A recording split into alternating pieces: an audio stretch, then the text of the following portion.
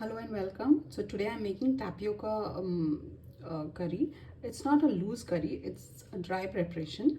And what are the ingredients that go into the masala that you grind for tapioca, sabji you can call it.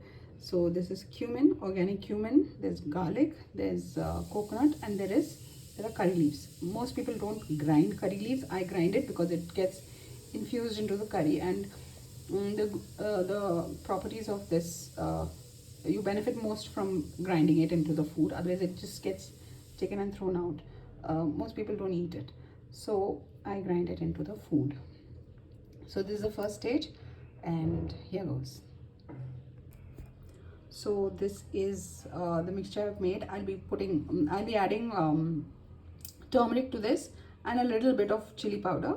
So that's the only masala. You boil the you have to finely chop, you have to roughly chop the tapioca and boil it, and then add this, and finally a tempering of mustard seeds in, and curry leaves in coconut oil that's poured on top. So this is the first step. So with the tapioca, I'm again making seer fish curry, and like I always take the normal ingredients: a little bit of garlic, a little curry leaves, which right at the bottom, one big like 3/4 of a coconut, one small medium onion, and a little bit of ginger. And this is the masala that I'll be grinding. This is a start. Like I've taken a bit of coconut oil, I've tempered mustard seeds. Like I tempered mustard seeds first, then I poured in the oil, then I put in the finely chopped onions, and you can use shallots, it tastes better, but I don't have them, so I'm using onions, and curry leaves which I have tempered. Now in this I'll be adding the masala, the spices, and today I made fenugreek powder and coriander powder, but I'll be grinding the coriander powder in the masala because it becomes smoother then. Like I said, I added a bit of coriander powder in this, 2 teaspoons, because this gets even finely, because chili powder is very fine, and so is turmeric powder, but this tends to be slightly grainy. So when you grind this, it becomes a fine paste. And I've made fenugreek powder, so that I'll be adding into the curry. So this is a spice mix that I've added. Chili powder, 2 teaspoons, like big heap teaspoons. This is the fenugreek powder I've made, and this is turmeric powder. So these are the only 3 powders that go into this, and of course coriander powder I'm grinding with the masala again. So like 4 spice powders go into fish curry that I usually make. Sometimes you can make it without the coconut, but still the spice mix remains the same: coriander powder, chili powder, fenugreek powder, and turmeric powder. The masala is the same like every time I make, most times I make. So I've mixed it, and now I'll be adding water and bringing it to a full boil, and then putting the washed fish pieces in this with the saring element, which is kodampuli, like I always use, and 2 tomatoes maybe. So this is the fish curry getting made. So this is the saring element I'm putting into the fish curry, and I'm going to stir it. I've added the salt and the saring element I put it into the fish curry when it's boiling, before boiling, so that when the fish goes in, everything is there, and the fish absorbs all the elements that it has to. So everything has gone in, and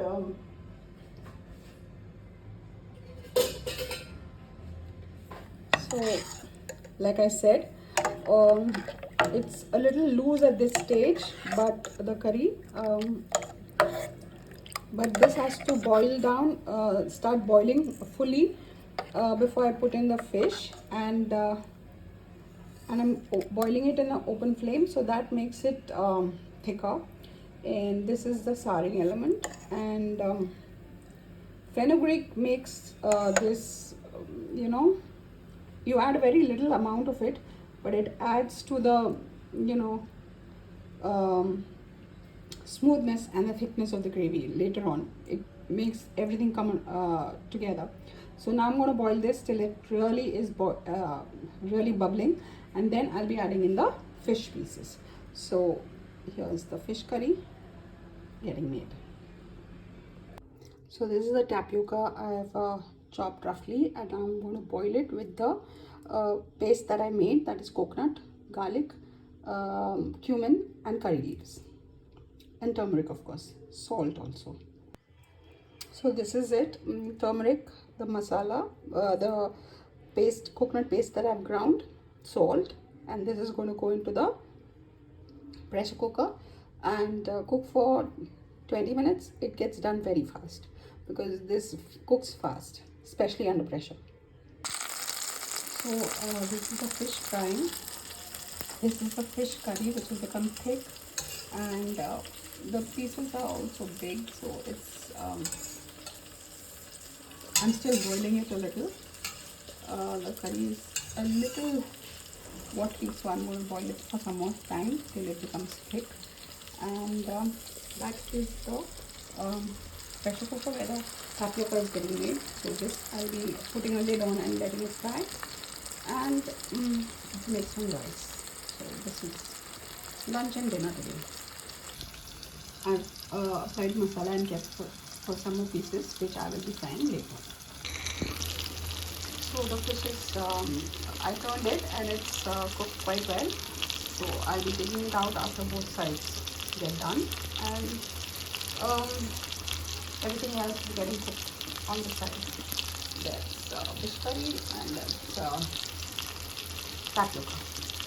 So this is done, and I've tempered some mustard seeds and some curry leaves in coconut oil and put it on top, and I have to mash it up all up well, and this dish is done. So the second round of fish fry, I put some curry leaves on top for an added flavor, and it's getting done. So this dish is more like a mash with coconut, and ginger and garlic. Sorry, no ginger, cumin and garlic, and it's a very this vegetable, this root rather. One good thing about it is that it cleanses the system very well. So if you have any kind of constipation problems, you can eat this. But otherwise, this is a common carb that is eaten in South India, along with some protein or the other, whether it's fish or meat, and sometimes it is eaten with just plain coconut chutney, but this is a very staple part of the diet, and especially for poor people. But even the rich and all middle class, every class of people like tapioca made in different forms. Sometimes I just simply boil it, and drain the water. Here I chopped it and then washed it 2-3 times to remove the excess starch, and then I put it in a pressure cooker, so it got done very fast. So this is the food today, and yeah. So this is the final thing. I fried the fish and it's turned out really well. My taste buds are a little off, but my younger one said the taste is spot on. I given him some for lunch, so I mean, he's the connoisseur and the gourmands chez moi. So he tells me, he gives me a very good review about the food. Therefore, if he says the taste is great, then I agree. So this is the second round of fish fry. So this is the tapioca, which I've made as a very dry vegetable, and the aroma of this is amazing because of the coconut, the cumin, a little bit of garlic, and the curry leaves that I ground in this. And so this, as I said, it cleans your guts very well. Once in a while you should eat tapioca. just to get a deep cleanse like that. I love the taste of this thing. I can substitute this for carbs any day. So this is it. And this is the fish curry. Like the pieces are big this time, so the curries become thicker, and I boiled it for quite some time. So this is the searing element.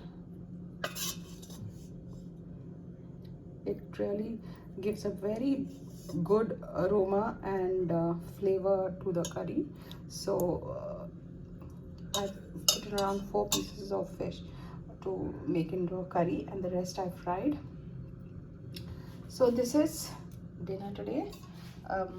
I hope you like the ideas I'm putting out. I'm not getting time to write down the recipes and measurements of the ingredients, but I'll get to it by and by.